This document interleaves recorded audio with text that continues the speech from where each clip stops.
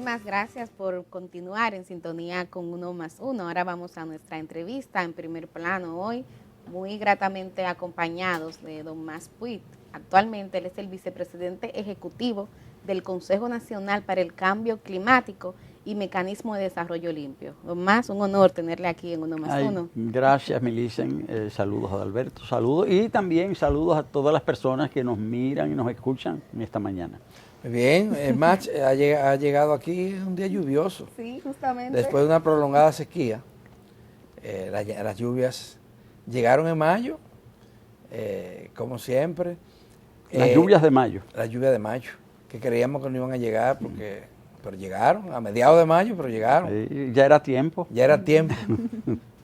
¿Cuál es la situación del país en materia del impacto del cambio climático en la República Dominicana, que es un tema universal, un tema que está preocupando mucho al mundo entero, sobre todo a los científicos? Bueno, está preocupando a los científicos. Y a los políticos también. Y yo pienso que está preocupando al ciudadano de a pie, es decir, está preocupando a las personas, sobre todo, bueno, en el mundo entero, pero particularmente en un país donde hay tantas personas que viven en situación de precariedad, y la situación en que viven los hace tan vulnerables a los efectos del cambio climático. No hay que olvidar que estamos a pocos días de los inicios, de la temporada ciclónica, y los ciclones, para poner un ejemplo que nos toca muy directamente como país, los fenómenos atmosféricos extremos tienden a hacerse más frecuentes, más poderosos, más destructivos y menos previsibles en razón del cambio climático. Y esto tiene un efecto directo sobre la producción, sobre la disposición de bienes y, lo más importante, sobre la vida misma de las personas.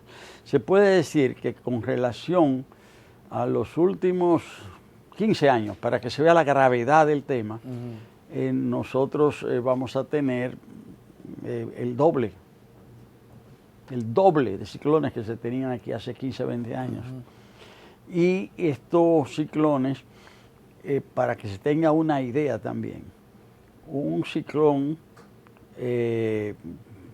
categoría 5, que toque directamente los centros productivos y poblacionales más importantes de la República Dominicana, es decir, puede afectar hasta el 4 o 5%, destruir el 4 o 5% del Producto Interno Bruto.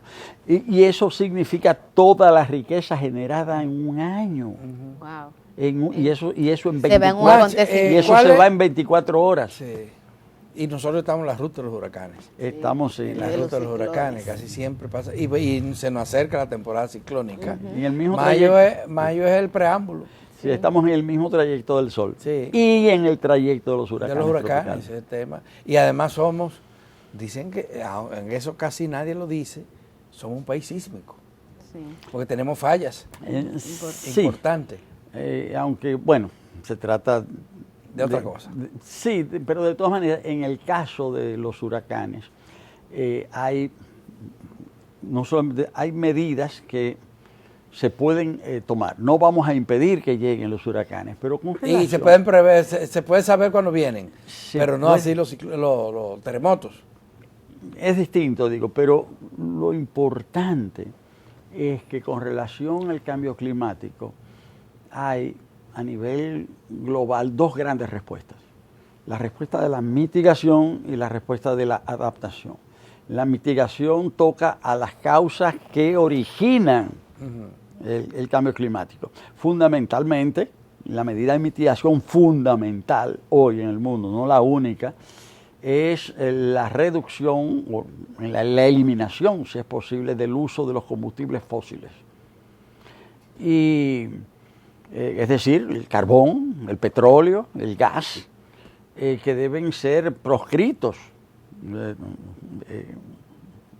en la medida de lo posible, ¿verdad? Deben ser eliminados. Y esto con el fin de... Pero esto ha recibido en los últimos tiempos, sobre todo después de la guerra en Ucrania, un golpe duro, porque plantas de carbón que estaban cerradas han reabierto. En Europa, sobre todo, en Europa. Porque Estados Unidos no ha avanzado mucho en eso. Pero, Estados Unidos sigue dependiendo de...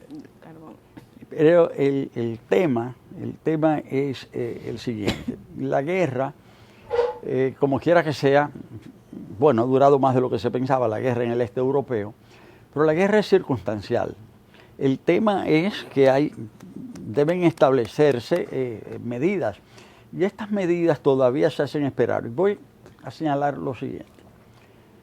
Desde hace 30 años se firmó el primer gran acuerdo universal con relación al cambio climático. Y es que a raíz de la cumbre de la Tierra o cumbre de Río, se observó, se constató el fenómeno, se vio que las formas de producción, que las formas de consumo prevalecientes en el mundo conducían a la destrucción de las bases mismas de la vida. Y se estableció un acuerdo que fue la Convención Marco de Naciones Unidas sobre el Cambio Climático. Después se estableció el Convenio de Kioto, el más famoso, el Acuerdo de París. Pero hay un rasgo fundamental, y es que esos acuerdos no son de cumplimiento obligatorio, son de cumplimiento voluntario. Sin embargo, son consejos. Sin embargo, yo quiero comparar con las reglas de la Organización Mundial del Comercio. Esas son obligatorias. Si un país no cumple con las reglas de la Organización Mundial, es sancionado. Pero si un país permite que se destroce la naturaleza, no pasa nada. No pasa Los nada. países llamados desarrollados establecieron un compromiso en el año 2009, en la COP15 que se realizó en Copenhague, donde esos países, reconociendo que son los responsables fundamentales del cambio climático, se comprometieron a aportar una suma de $100.000 millones por año a los países en vías de desarrollo como el nuestro para enfrentar las causas y nunca han cumplido. Pero en ese otro tema, los países como el nuestro son de los que menos han aportado a ese cambio, a ese calentamiento global, que hoy es un fenómeno que atemoriza a mucha gente. Son los que menos han aportado. Sin embargo, se les exige a veces que contribuyan a su reducción más que los países que sí lo han creado. Porque los países industrializados han explotado inmisericordiamente todos los recursos en un área del desarrollo económico. República Dominicana aporta solo el 0.06% de los gases de efecto invernadero. Ahora nosotros tenemos otros problemas, Mach Puig, en materia de medio ambiente y recursos naturales. El tema de la destrucción de los bosques, la reducción de los bosques en República Dominicana, la contaminación acelerada de las cuencas hidrográficas, agotamiento y contaminación, son dos cosas al mismo tiempo. Y ahora lo estamos viendo, agotamiento de esto como problemas claves, fundamentales en la sociedad dominicana. Y por supuesto tenemos un desorden enorme a nivel de incumplimiento de la ley en lo que tiene que ver con monóxido de carbono, emisión de monóxido de carbono. Los automóviles, los camiones andan emitiendo sin ningún control. Además, aquí le cambian los mufflers a muchos vehículos cuando llegan, porque aquí no hay control para eso. ¿Qué se está haciendo en esa materia? Bueno, mira, en primer lugar yo quisiera deslindar los campos. El Consejo Nacional para el Cambio Climático, que se ocupa de establecer las políticas frente al cambio climático, es presidido por el presidente de la República. Ese consejo tiene un secretario, que es el ministro de Medio Ambiente. Tiene como miembros prácticamente la mitad del gobierno. Es decir, el ministerio... Eso es lo que siempre se hace cuando no se quiere que se cumpla una cosa. No, funciona. Está funcionando. Funciona. ¿Cada qué tiempo se reúnen, Tomás? Bueno, se ha reunido a nivel plenaria 2 veces, pero ha funcionado de manera ininterrumpida, de manera efectiva durante 15 años. Las 2 veces que se ha reunido, el Consejo fue creado en el 2008, se ha reunido a nivel plenaria solamente 2 veces, y las 2 veces ha sido convocado por el presidente Abinader. Es decir, que en este gobierno se le ha dado más peso, más importancia a ese consejo. Y la última reunión, que se produjo hace apenas unas semanas, el presidente de la República nos solicitó, y así se hizo, que fuese una reunión ampliada. No participaron solamente los miembros 15 titulares. miembros titulares del Consejo, que como digo son muchos ministros y responsables. Si el presidente lo convoca, van. ¿Eh? Si el presidente lo convoca, van. Pero no solamente fueron, sino que fue una reunión muy exitosa, pero aparte de esos miembros, fueron invitados los miembros del comité consultivo que tiene ese consejo, y además fueron invitados los partidos políticos, fueron invitados una representación importante del empresariado, de la sociedad civil, y el presidente de la República hizo un llamado a que se suscribiera un pacto climático en la República Dominicana.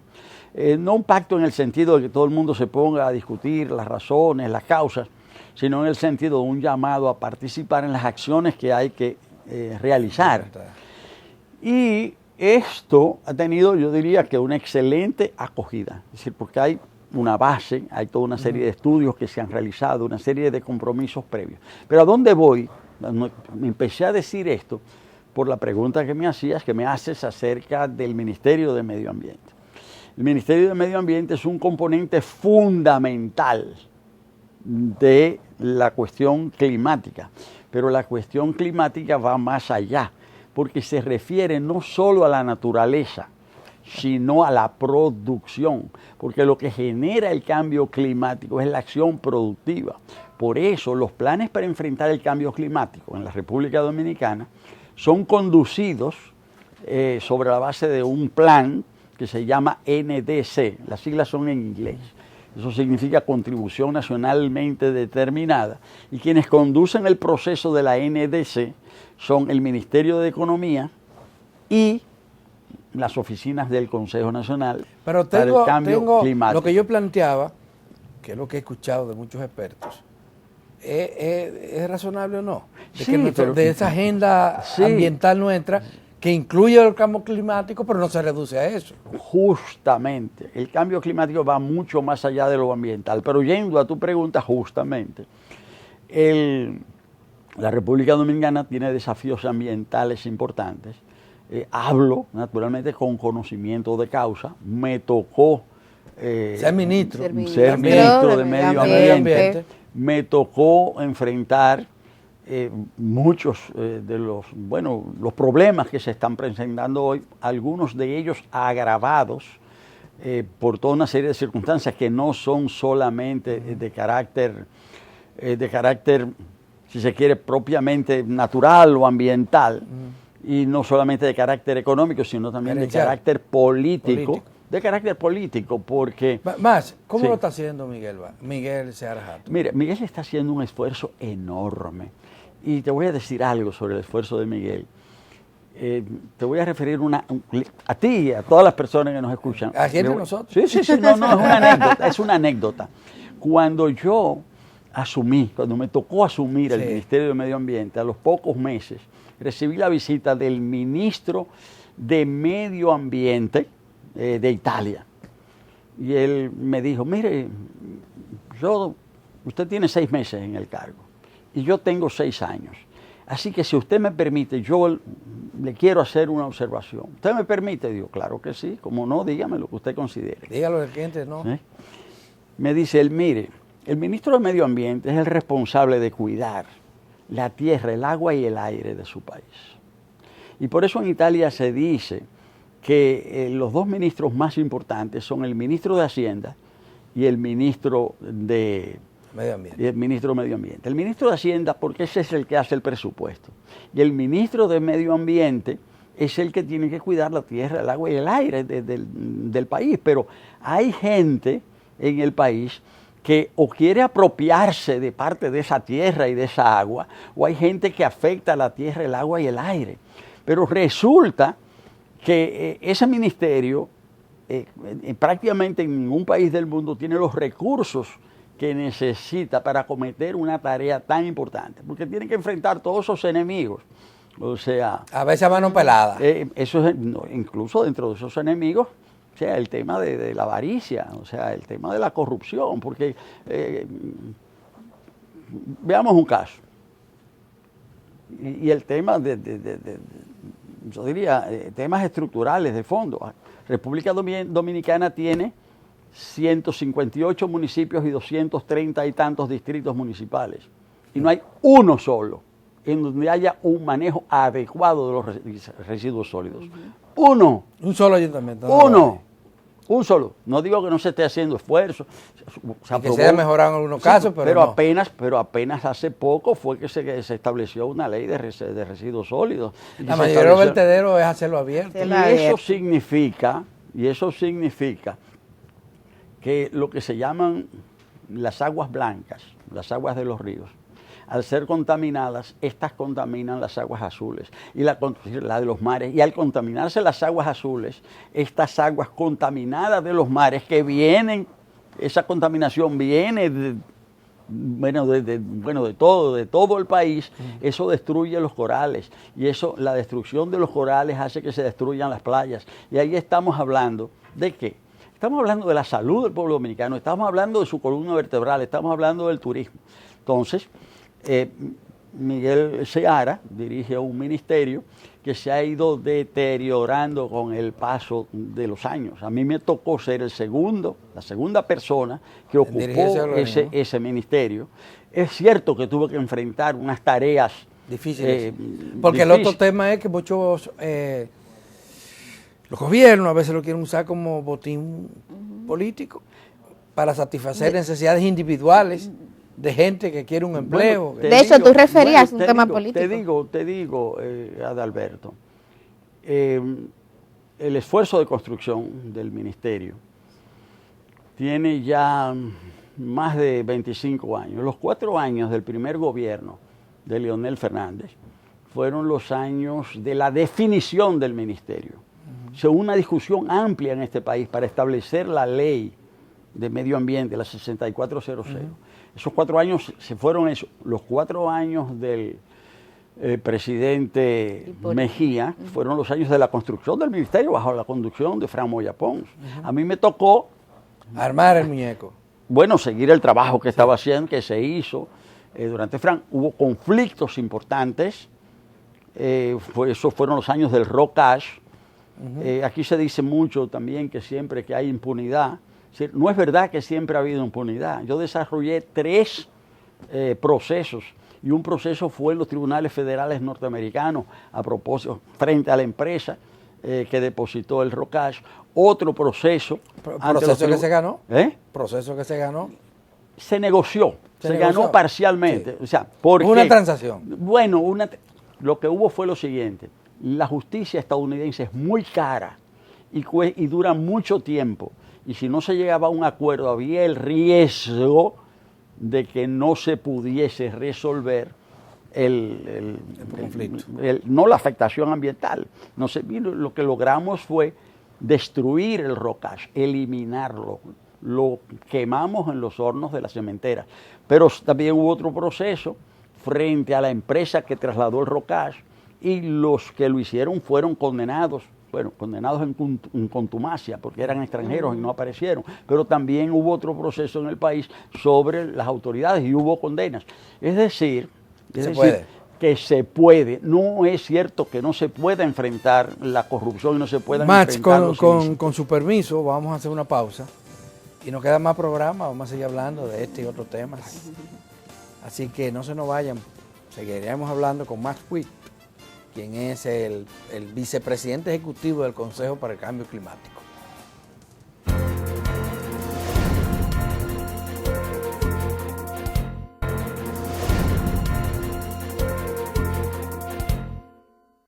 Gracias por continuar con Uno más Uno. Vamos a darle la palabra otra vez a Max Witt, quien es el vicepresidente ejecutivo del Consejo para el Cambio Climático. Max es además dirigente político, aliado al Partido Revolucionario Moderno. Estamos en un proceso preelectoral. Max, ¿cuál es la posición de Alianza por la Democracia frente a la actual coyuntura? ¿Siguen aliados? ¿Van a seguir aliados? ¿Y por qué?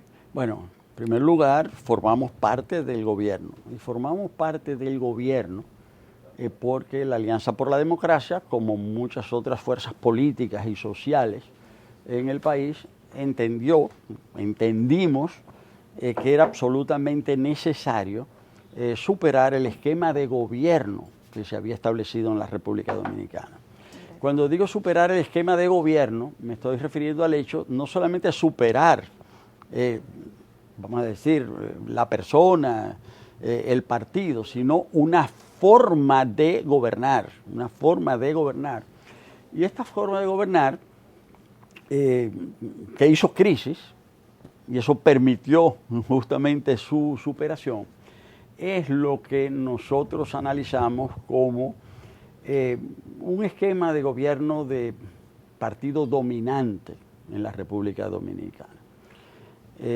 Un esquema hay diferentes formas de esquemas de gobierno, los sistemas partidistas, porque hay sistemas de partido único en el mundo, hay sistemas de partido, sistemas competitivos de partidos, pero en la República Dominicana... Y hay países bipartidistas, dos partidos. Sí, pero en la República Dominicana se estableció una forma particular de dominación política, algo muy parecido al sistema de gobierno del PRI en México. Un sistema de partido dominante, un sistema donde hay muchos partidos, pero uno de ellos se coloca por encima de los demás, ejerciendo un rol de hegemonía. Y eso pasó en la República Dominicana. El PLD logró constituirse en partido dominante. ¿Qué significa eso? Que ese partido logró un control no solamente de los llamados tres poderes, del poder ejecutivo, del judicial, el poder fáctico, sino que logró una hegemonía sobre la sociedad, un control sobre las mentes, es decir, un control sobre el imaginario, un control sobre lo que se llaman, en términos de ciencia política, los aparatos ideológicos de Estado. Es decir, no solamente un control de las instituciones, sino un control de todo el sistema de pensamiento. Del relato, en comunicación sería del relato, del imaginario colectivo. Imaginario. Sí. Y eso fue de manera progresiva, porque el PLD primero controló... Pero ya ese partido fue desplazado del poder, no, Max. Pero ahora es que voy. Sí. Y ahora está en una situación bastante difícil. No, pero a lo que yo voy es a lo siguiente, que ese sistema fue desarticulado.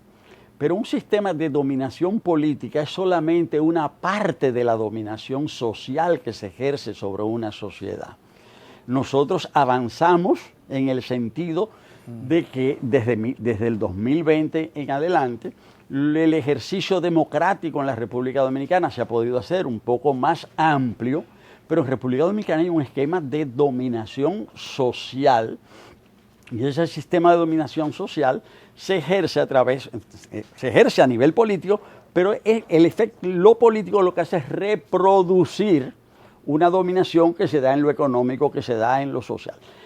Ha mejorado el aparato judicial en la República Dominicana, ha mejorado en su ejercicio, ¿sí? Pero el personal judicial de la República Dominicana sigue siendo el mismo. Entonces, en República Dominicana sí se dio un paso importante en el año 2020 en el sentido de que se avanzó o se luchó por la preservación de las libertades públicas y los derechos democráticos, y el ejercicio democrático ha mejorado, pero eso no quiere decir que en la República Dominicana no haya un sistema de dominación que le ha permitido al país incrementar sus riquezas.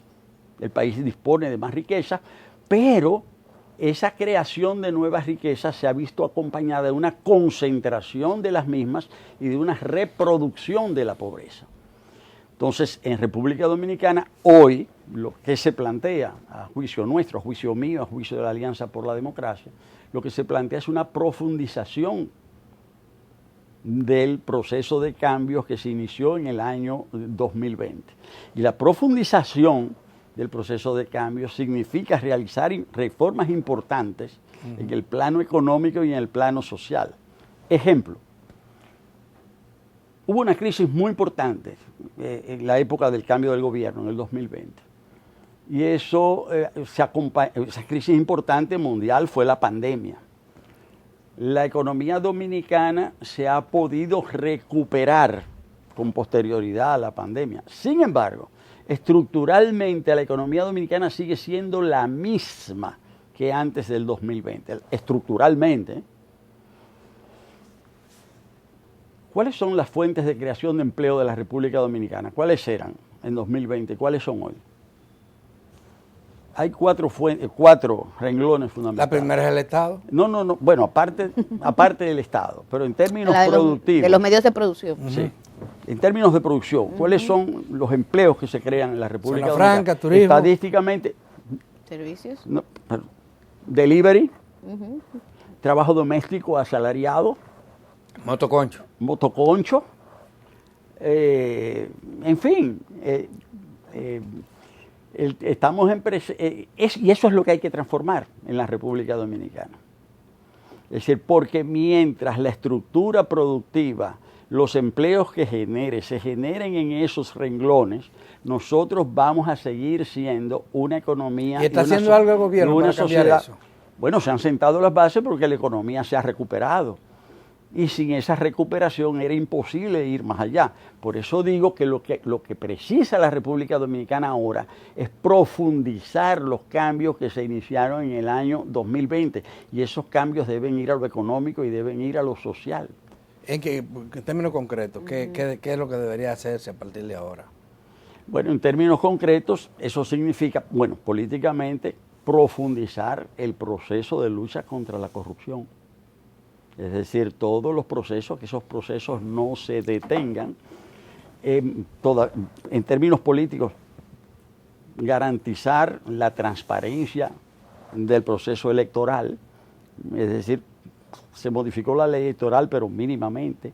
Todavía tenemos... Pero hay deudas sociales en Maspuy que están pendientes. El caso de la salud. La inversión que hace el Estado Dominicano en salud es ridícula en comparación con lo que pasa en la región. Y uno conversa aquí, fuera de aquí, con gente entendido en la materia y se sorprenden cuando ven las estadísticas. ¿Por qué? Porque el país ha tenido un crecimiento económico que es indudable. El Producto Interno Bruto de la República Dominicana ha tenido un crecimiento que supera el promedio de la región. Sin embargo, cuando vemos una inversión clave como esa, tenemos atraso. El caso de la educación. Ha mejorado la inversión estatal en educación, pero no la calidad de la educación. No impacta, como uno imaginaba, en la calidad de los egresados de las escuelas públicas. ¿Cuándo vamos a cumplir con esa deuda? Y los niveles de pobreza, lo decía, son altos todavía para una sociedad con el nivel de crecimiento de su PIB que tiene la República Dominicana. Lo primero, has hablado del gasto. Fundamental, al hablar del gasto estás hablando de la redistribución, pero hay que ir al fondo, hay que ir al proceso productivo.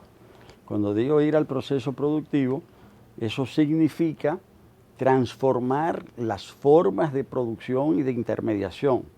Ejemplo, lo que se ha hecho en la agricultura, excelente en términos de poner en funcionamiento el aparato productivo, en términos de estimular la generación de bienes en la agricultura. Pero ahí hay un cuello de botella que es fundamental, que es la intermediación de los productos agrícolas. Lo que se paga en finca y el precio que paga un consumidor. Es decir, ahí hay una franja sumamente amplia. Y eso se enfrenta directamente en el estímulo a los productores asociados. Es decir, el grueso del riesgo en la producción agrícola los tienen directamente los productores. Sin embargo, el grueso de las ganancias no va a los productores agrícolas. Ya, pero hablaban de la deuda social. Sí, pero para pagar la deuda social hay que transformar el sistema productivo. Pero también hay que transformar, Max, y este gobierno no lo ha hecho, tal vez lo haga si lo reeligen, el sistema fiscal de la República Dominicana. Aquí el Estado recibe todavía ingresos limitados para la cantidad enorme de necesidades que hay, y eso no se ha tocado. El aparato Esa área no se ha tocado por el actual gobierno. Bueno, pero ¿de qué estoy hablando? Estoy hablando de la profundización del cambio. Lo que estoy hablando es que se han sentado las bases en el sentido de que el sistema productivo diezmado por la pandemia y por los desarreglos que se derivan de la crisis mundial han podido ser enfrentados por la República Dominicana y tenemos una economía, se puede decir, dentro del contexto mundial estable. Ahora, si las cosas se quedan ahí, nosotros lo que vamos a hacer... no ha acabado el tiempo. Sí, lo sé, pero nosotros lo que vamos a hacer es mantener un sistema basado en la desigualdad social. Solamente si se aprovechan las transformaciones políticas del 2020 para favorecer una transformación económica y social, es que la República Dominicana va a poder contar con una mejor sociedad. ¿Usted se queda en ese cargo que tiene o aspira a un cargo electivo para esta? Bueno, yo no he contemplado ser candidato en las próximas elecciones, por consiguiente tengo que empeñarme en quedarse. Lo que tengo que empeñarme no es en quedarme ahí, es en hacerlo lo mejor posible. Y por eso mi esfuerzo está encaminado ahora al éxito del pacto climático que lanzó el presidente de la República. Gracias, Maspuit, por haber madrugado y estado aquí con nosotros en el día de hoy. Y gracias a ustedes, amables televidentes. Se nos acabó el día y se nos acabó la semana laboral. Será el lunes cuando volveremos a juntarnos. Recuérdense que el domingo es el Día de las Madres y por tanto va a haber mucho movimiento en el comercio, en las calles, en las autopistas. Cuídense y pórtense bien, que las aguas van a seguir cayendo.